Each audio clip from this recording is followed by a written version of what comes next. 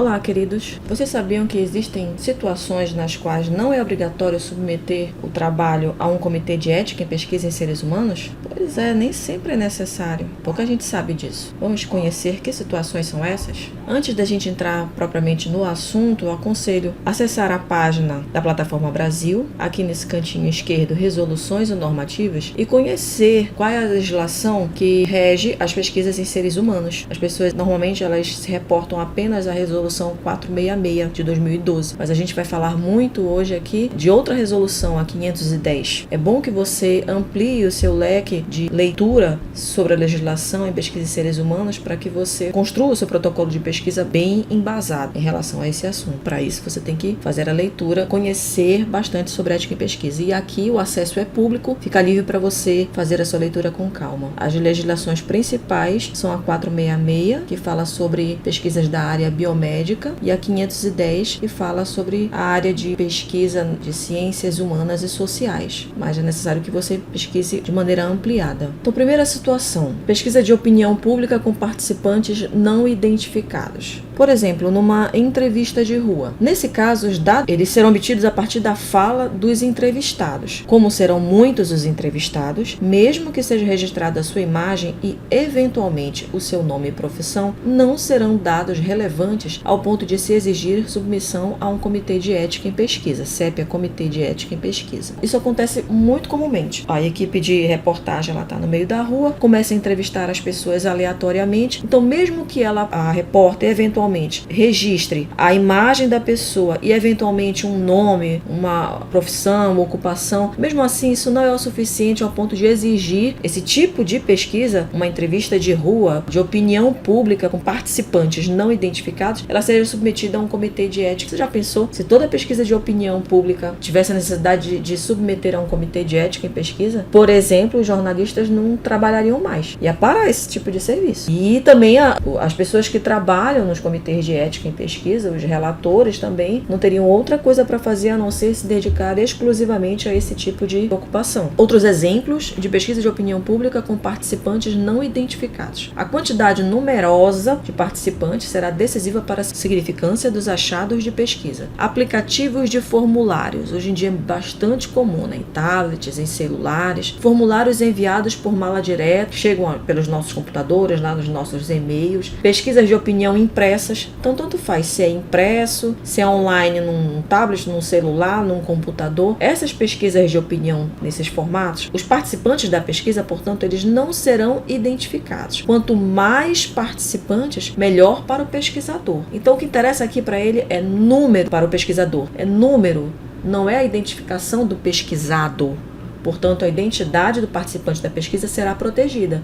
Então, não há necessidade de submeter esse protocolo de pesquisa a um comitê de ética em pesquisa. Pesquisa que utilize informações de acesso público. Os dados estão armazenados em locais onde qualquer cidadão pode ter acesso. Onde é que estão esses dados? Em obras físicas, no caso dos livros, por exemplo, em bibliotecas digitais, está na palma da nossa mão hoje em dia, nas bibliotecas virtuais, das universidades, enfim, dos institutos de pesquisa e na internet. Então, todos os dados que estão na internet são de acesso público. Todo mundo pode ter acesso, o que é diferente de domínio público. Vamos já ver a diferença de acesso público para domínio público. Mas o que importa dizer até o momento é que pesquisa que utilize informações de acesso público, elas não precisam passar por um comitê de ética. Pesquisa que utilize informações de domínio público. Nós vimos até agora pesquisa que utilize informações de acesso público. Agora é de domínio público. Os dados a serem utilizados nesse tipo de pesquisa aqui poderão ser reproduzidos sem autorização expressa do autor, coautor, descendentes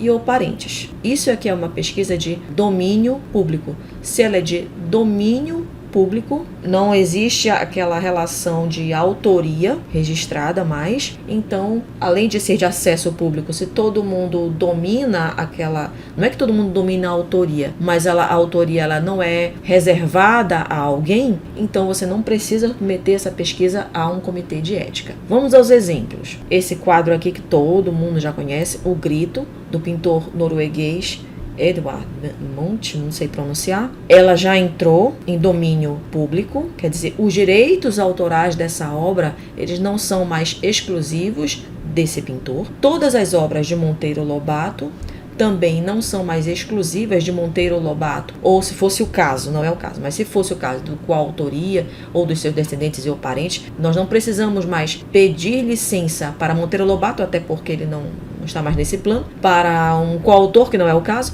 e nem para os descendentes e ou parentes do Monteiro Lobato para publicar, para reproduzir as obras dele. Então, nesse caso, não há necessidade de submeter uma pesquisa sobre as obras de Monteiro Lobato a um comitê de ética em pesquisa em seres humanos. Em relação ao filme Casablanca, mesma coisa. Então, isso acontece com obras cênicas, pinturas, esculturas, obras escritas, filmes, qualquer tipo de obra. Entrou em domínio público, então o direito autoral dela é público, então você não precisa submeter essa pesquisa a um comitê de ética em pesquisa. Pesquisa censitária.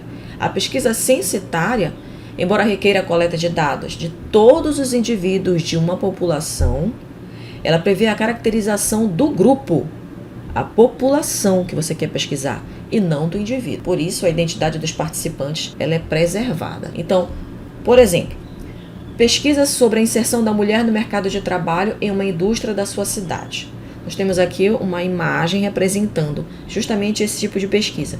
A inserção da mulher, nós vemos várias mulheres aqui, inserida no mercado de trabalho de uma indústria aqui. Temos um homem aqui, então não temos só mulheres trabalhando, temos homens também. Nós vamos estudar, por exemplo, a inserção da mulher no mercado de trabalho numa indústria, que normalmente é um lugar onde se encontra mais homens do que mulheres. Então, como acontece esse movimento da inserção da mulher? Mas nós vamos estudar a população mulher, população feminina, e não a Joana, a Maria, a Raimunda especificamente. Então, a identidade das pessoas, a identidade dos participantes da pesquisa, ela continua preservada. Então, essa pesquisa ela é do tipo censitária. Ela não precisa passar por um comitê de ética. Bem, quem mais faz pesquisa censitária neste Brasilzão é o IBGE, como todos nós sabemos. E cada vez que ele faz uma pesquisa, lança mão de uma equipe imensa, porque o território é muito grande, ele pesquisa populações e não pessoas. É o nosso maior exemplo. Outro exemplo, pesquisa sobre a população ribeirinha na qual você atua como profissional de saúde. Você vai fazer uma pesquisa sobre a população ribeirinha e não sobre o seu João. É sobre a comunidade onde o seu João está inserido. Se você falar sobre a vida do seu João, você está revelando a identidade do participante. Se você falar sobre a comunidade, as características epidemiológicas, por exemplo, dessa comunidade ribeirinha, então a identidade dos participantes está preservada. Dos participantes, aqueles que residem nessa população ribeirinha específica que você está falando aqui. Então, essa pesquisa é uma pesquisa censitária e ela não precisaria passar por um comitê de ética em pesquisa. Então, tudo vai depender da metodologia, como é que você descreve. Outro tipo de pesquisa que não precisa passar por um comitê de ética, pesquisa com bancos de dados, cujas informações são agregadas, sem possibilidade de identificação individual. Então, por exemplo, na área jurídica, existe um banco de dados chamado LexML, que é uma rede de informação legislativa jurídica. Nesse banco de dados você encontra uma gama muito grande de leis, acórdãos, decretos, quem é da área jurídica conhece. Muito grande esse banco de dados. Aqui você não tem como, não existe a possibilidade de identificar a identidade dos participantes aqui. Não existe, até porque são legislações aqui, não é esse caso, são legislações, então se não há possibilidade de identificar o participante, então essa pesquisa não precisa passar pelo comitê. Na área da saúde, nós temos como exemplo aqui. Exemplo, não tem só esses. Estou colocando como exemplo. DataSUS, Departamento de Informática do SUS, onde você tem um monte de dados numéricos, uma fonte riquíssima para pesquisa de vocês na área da saúde. Não há exposição de dados pessoais, apenas números. Biblioteca Virtual em Saúde, também outro banco de dados de artigos científicos. Não há exposição de identidade de ninguém. Nosso portal do IBGE, por exemplo, eu trouxe aqui o portal IBGE Cidades. Existem N portais do IBGE, mas eu trouxe aqui o de cidades.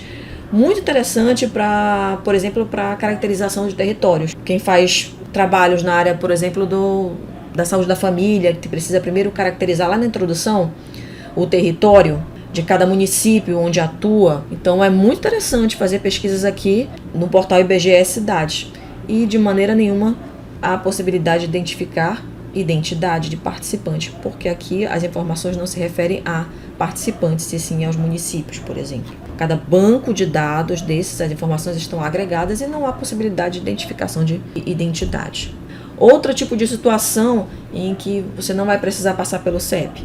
Pesquisa realizada exclusivamente com textos científicos para a revisão da literatura. Esse tipo de pesquisa, você sabe que ele é feito para toda e qualquer pesquisa científica, você primeiro precisa fazer um levantamento de dados. Ok, mas tem pesquisas que o referencial metodológico ele vai ser justamente esse. Não apenas uma revisão da literatura, mas um aprofundamento teórico para você observar como está o estado da arte de determinado assunto. Então, se a sua pesquisa se resumir a isso, um aprofundamento teórico sobre determinada temática, determinado assunto, determinado estado da arte de alguma coisa, você não precisa passar por um comitê de ética em pesquisa, porque você não vai expor identidades. Pesquisa que objetiva o aprofundamento teórico de situações da prática profissional, desde que não revelem dados que possam identificar o sujeito. Na área da saúde, eu trago bastante exemplos da área da saúde, porque eu transito na área da saúde e na área também da educação. Então, na área da saúde, por exemplo, você está no dia a dia lá no seu hospital, na sua unidade de saúde,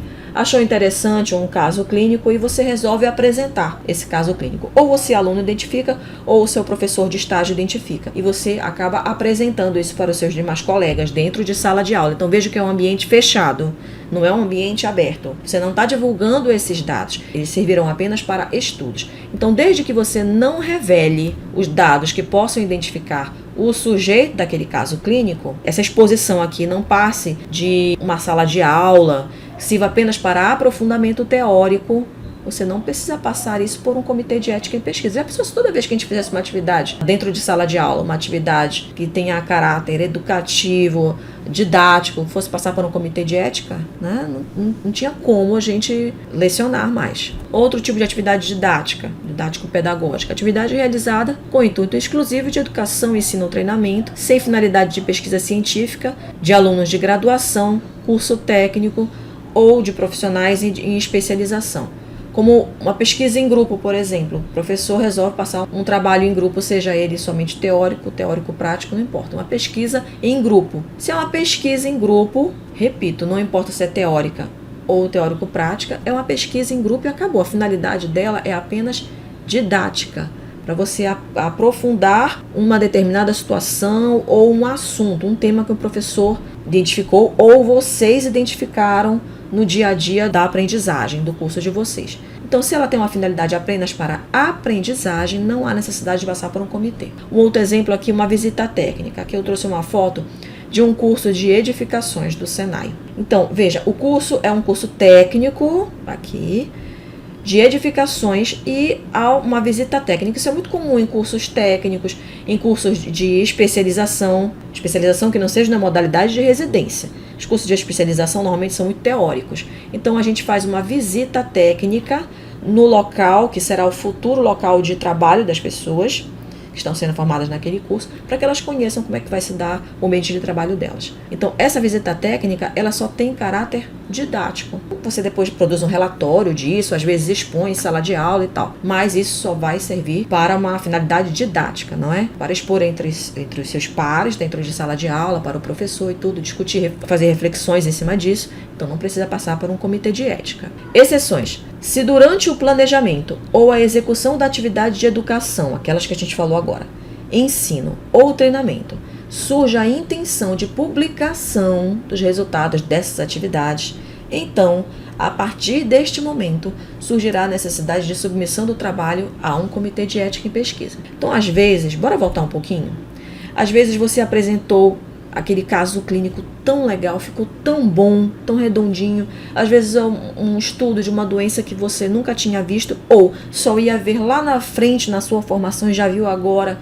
Empolgou todo mundo, bora publicar. Ou então fez uma pesquisa de grupo, também achou super interessante aquele assunto, fez uma visita técnica, trouxe reflexões maravilhosas. Vamos publicar isso? Agora resolveu publicar? Então, a partir desse momento, você vai precisar, fez um projeto de pesquisa, tem que submeter a um comitê de ética antes. Revista nenhuma vai aceitar, revista que eu estou me referindo é o periódico científico. Revista nenhuma vai aceitar a publicação do seu trabalho sem submissão prévia a um comitê de ética em pesquisa. Nem revista e nem eventos científicos, viu? Hoje em dia, graças a Deus, cada vez mais os eventos científicos, sejam online ou sejam presencial, eles estão exigindo cada vez mais o número do CAI, que é a certificação de que você recebe, é um comprovante de que você submeteu o seu trabalho a um comitê de ética em pesquisa. Então, muito cuidado com isso, tá? Outro tipo de exceção são os TCCs, os trabalhos de conclusão de curso de qualquer nível acadêmico. Fez um TCC, há necessidade de submissão a um comitê de ética em pesquisa. Então, não importa, aqui nesse caso, prestem bem atenção, não importa a metodologia utilizada no TCC. TCC de qualquer nível acadêmico foi TCC, tem que passar necessariamente por um comitê de ética em pesquisa. Então, veja bem, sempre nas minhas explanações sobre ética em pesquisa em seres humanos, eu tenho dito que depende... quando é que eu vou submeter o meu trabalho a um comitê de ética em pesquisa? Depende de como você descreve a metodologia. Depende do caminho que você vai tomar na pesquisa. Pois é, mas em se tratando de TCC, não importa a metodologia que você adota, você tem que submeter necessariamente a um comitê de ética em pesquisa, tá bom? É obrigatório. É isso, pessoal. Para a elaboração deste vídeo, eu consultei a Resolução 510 de 2016, aquela que eu falei no início, que trata das pesquisas em ciências humanas e sociais, porque é ela que traz os aspectos de exceção que não foram falados na Resolução 466 de 2012. Só recapitulando, a Resolução 466 de 2012, que é a mais famosa, ela foca nas pesquisas biomédicas. A Resolução 510, ela vai para as pesquisas das ciências humanas e sociais. E aí ela traz as exceções, quando é que eu não preciso submeter meu trabalho a um comitê de ética em pesquisa em seres humanos. Então, essas resoluções, elas se complementam. A Resolução 510, ela veio depois, mas ela não veio substituir a 466, ela veio complementar a 466. Se você ficou com alguma dúvida, manda um e-mail para mim, monicaflorice@gmail.com. Essas são as minhas redes sociais, eu estou lá no LinkedIn, eu tenho um blog, saudeescrita.blogspot.com, e estou também no YouTube, só digitar o meu nome, Mônica Florice. Até o próximo vídeo. Tchau, tchau!